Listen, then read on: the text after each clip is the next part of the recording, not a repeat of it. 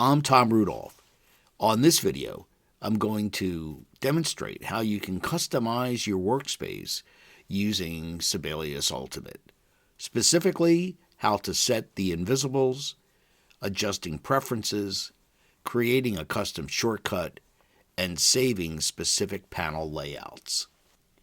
Let's start with the View tab and look at invisibles.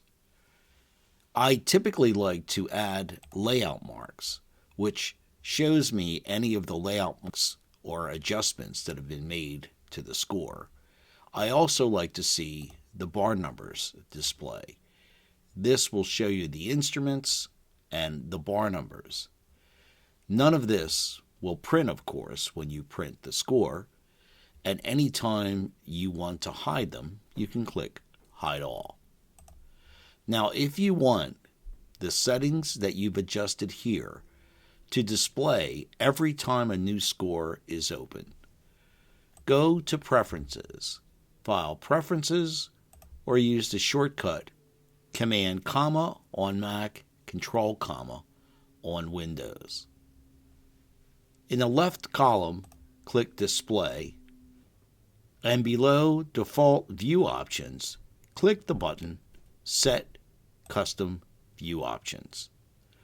Once this is set and you click OK, anytime you open a new score, your custom view settings for invisibles will be the same.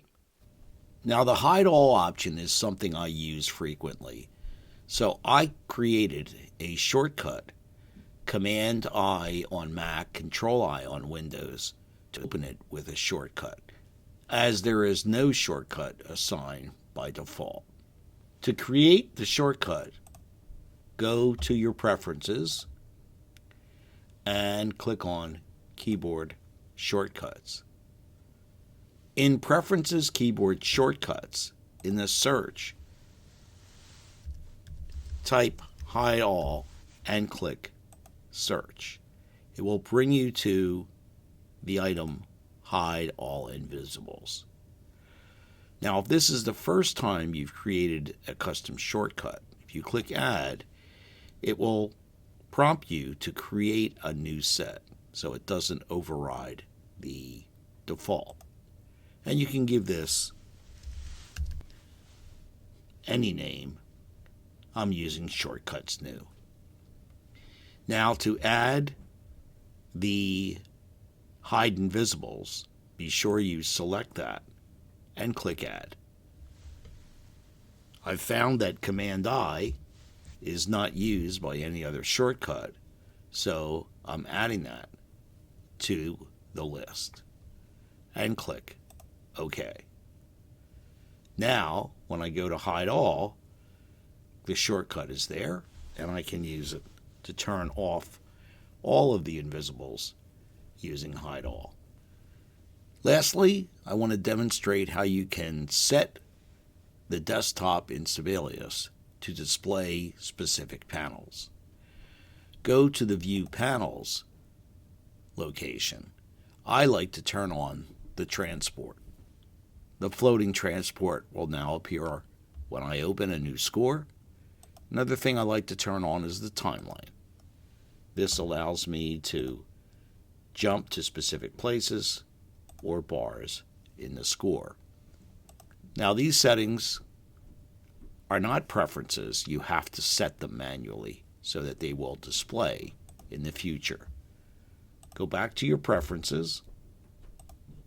In the preferences, choose Files. At the bottom of the window, there is an option to set custom size and position. This will set the size of the window, but also the panels. Once I set that, click OK. Now, when I create a new score using the shortcut Command-N on Mac, Control-N on Windows, and choose a score, enter in my quick start information, and click Create. Notice the transport is here, the timeline at the bottom of the screen, and by going to View Invisibles, all of the markings are there, and of course, we have our new shortcut, Command-I.